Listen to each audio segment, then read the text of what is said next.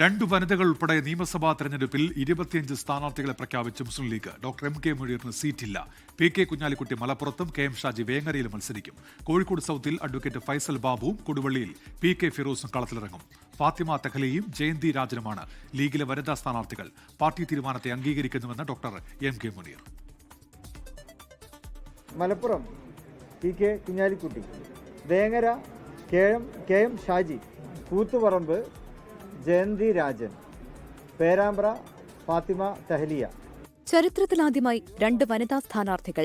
പരിചയസമ്പന്നരെയും യുവാക്കളെയും അണിനിരത്തി 25 സീറ്റുകളിൽ മുസ്ലിം ലീഗ് സ്ഥാനാർത്ഥി പ്രഖ്യാപനം നടത്തി. കോഴിക്കോട് സൌത്ത് പ്രതീക്ഷിച്ചിരുന്ന എം കെ മുനീറിന് സീറ്റില്ല. ഫൈസൽ ബാബു മത്സരിക്കും. പി കെ കുഞ്ഞാലിക്കുട്ടി മലപ്പുറത്തും കെ എം ഷാജി വേങ്ങരയിലും മത്സരിക്കും.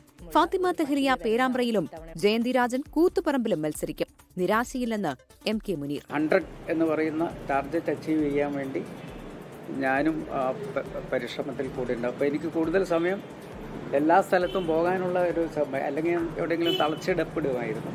അപ്പോൾ എനിക്ക് എല്ലാ മണ്ഡലങ്ങളിലും പോകാനുള്ള ഒരു സാവകാശം കൂടി കിട്ടി. ഇക്കുറി മത്സരിക്കാനില്ല എന്ന സംസ്ഥാന ജനറൽ സെക്രട്ടറി PM സലാമിന്റെ ആവശ്യം നേതൃത്വം അംഗീകരിച്ചു. ഇത്രയും സമഗ്രമായൊരു സ്ഥാനാർത്ഥി പട്ടിക രാഷ്ട്രീയ ചരിത്രത്തിൽ ഒരു അത്ഭുതമാണ്.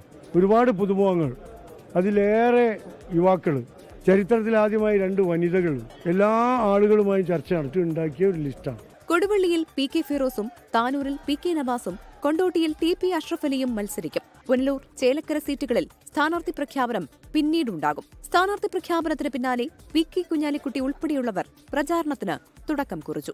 24 മലപ്പുറം. ലോകത്തെവിടെയായാലും ഏത് സമയത്തും 24 വാർത്തകളും ഓഗ്മെന്റഡ് റിയാലിറ്റി പാക്കേജുകളും എക്സ്പ്ലെയിനറുകളും വിശദമായി കാണാൻ ഞങ്ങളുടെ YouTube ചാനൽ നിങ്ങൾക്ക് സബ്സ്ക്രൈബ് ചെയ്യാം.